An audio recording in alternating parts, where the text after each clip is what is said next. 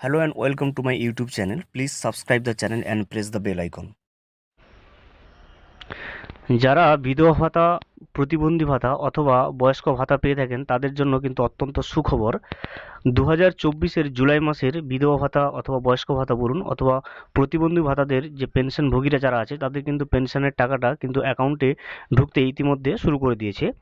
তো আজকের ভিডিওতে আমরা সেই সম্পর্কিত আপডেটটা দেখে নেব আমরা যে একজনের অ্যাকাউন্টে কিন্তু তাদের যে ভাতা টাকাটা সেটা কনফার্ম হিসেবে কিন্তু অ্যাকাউন্টে অলরেডি ঢুকে গেছে, সেটার কিন্তু প্রমাণস্বরূপ আজকে আমরা এই ভিডিওতে দেখে নেব।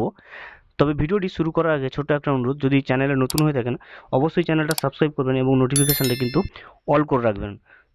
দেখুন, আমরা 2024-এর জুলাই মাসের যারা পেনশনভোগী তাদের কিন্তু পেনশনের টাকা কিন্তু ইতিমধ্যে কিন্তু তাদের ব্যাঙ্ক অ্যাকাউন্টে আসতে আরম্ভ করেছে। তো আজকের ভিডিওতে আমরা একটা অ্যাকাউন্ট চেক করে নেবো, অ্যাকাউন্ট স্টেটমেন্ট, সেখানে পরিষ্কারভাবে আমরা দেখে নেব যে জুলাই 2024-এর যারা পেনশনভোগী অর্থাৎ বয়স্ক ভাতা বলুন, বিধবা ভাতা বলুন অথবা যারা প্রতিবন্ধী ভাতা পেয়ে থাকেন তাদের অ্যাকাউন্টে কিন্তু টাকা চলে এসছে। এই মুহূর্তে আমি একজন পেনশনভোগীর অ্যাকাউন্ট স্টেটমেন্টটা আপনাদের সামনে উপস্থাপন করছি।